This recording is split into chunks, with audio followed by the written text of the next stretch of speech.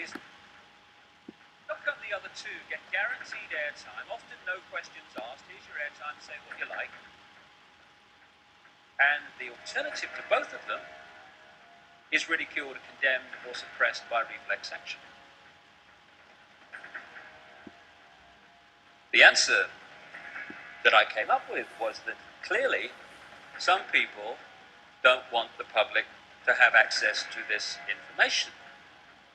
But who, and what, and why? And I began to ask other questions. Like, I don't know about you, but I've met a lot of people in my life, and I can't, to my knowledge, recall anyone who wanted a war, who had any interest in wars, who felt that wars were anything but horrific and to be avoided. So I thought, how come the world's been awash with wars throughout history? Who's behind them? Or what? Or why? Then I kind of looked at this economic system that controls the world. An economic system that is so sane that the more successful it is in its own terms, the quicker it destroys the planet. It's the perfect environmental and human assassin. It insists every year that we take more from the earth even quicker, turn it into even more things, sell even more things, consume even more things, throw away even more things, to worship the real God of the modern world, economic growth. It insists that every year 20% of the people of the world consume 80% of the resources, while leaving the other 80% to get by on the other 20%. Crazy. Of course it is. But that's the economic system, take, make and throw away, that controls your life and mine. And that of 6 billion people nearly. So I thought, what's behind this self-destruction? Or who and why? I started to look at some of the other conventional wisdom that we pass on from generation to generation as the only way of doing things in this world. The wisdom that says, even though the economic system that I've just described is dismantling this planet, you ask a politician of any party anywhere in the world, what do we do to get out of this environmental situation? And they will say we must have more growth to raise the money to spend on the environment. If I said to you the way to put out a fire is to pour more petrol on it, you'd say he's out of his mind. But that's what the politicians are saying when they say about more growth to sort out the environment.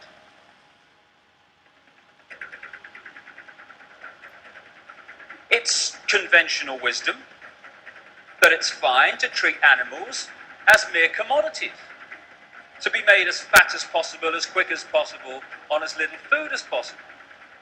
To condemn every year billions of animals to a lifetime of pain, fear and suffering in the name of economics.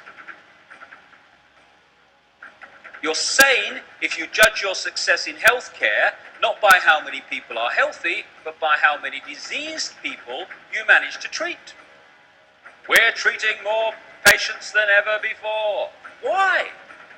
Why are so many people ill? It's conventional wisdom that rising house prices are a sign of economic success when thousands are homeless because they can't afford it. You're sane, finally, if you think it's fine to support a system that is so successful that every year it turns out more suicide, alcoholism, drug taking, homelessness, pain, stress, fear and suffering in all its forms. We'd be in real trouble if this system wasn't working. That is sanity, apparently. But it's the ultimate insanity. So who's behind it? Or what and why? I began to realize too that against the background of this utter self-destruction, on this same planet is stunning wisdom. And I began to see also that there is a great difference between cleverness and wisdom. They're not the same thing. This system's very clever, but it isn't very wise, and it's the lack of wisdom that is the problem. I began to see that what we call wisdom is often not found in this state-of-the-art letters after their name system. It's actually found in the native peoples that this system would see as backward. Piece of Native American wisdom, what have become known as American Indians. When you have cut down the last tree and poisoned the last river, you will know that you cannot eat money. That's wisdom. And there's another piece of very famous American Indian wisdom. In 1854, the American government made an offer for Indian land. And under the system that I've been talking about, and the attitudes and the values that are indoctrinated into us, what should have happened is this chief should have said, right, well, I'm on a winner here, because it's a seller's market. I never put it on the market, therefore I'm in the driving seat. So what I'll do is duck and weave, and I'll crack on. I don't want to sell, get them to push up the price, and at the moment that I think they're going to pull out, I'll put out my hand and say, you've convinced me. And people will think, oh, what a great businessman he is. That chief, fantastic. He's something in the city he will. But there's another value system on this planet also. A value system that said this in terms of this chief.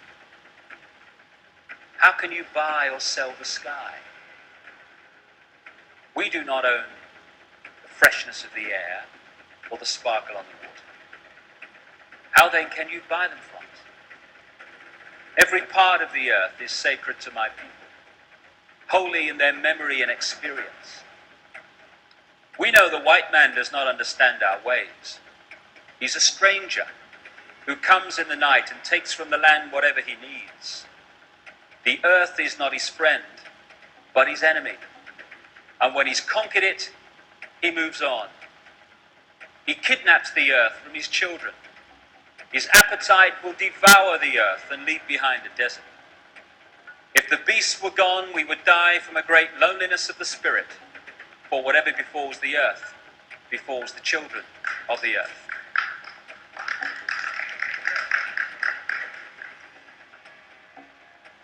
It's sobering to think that those words were spoken in 1854, when you look what has happened since.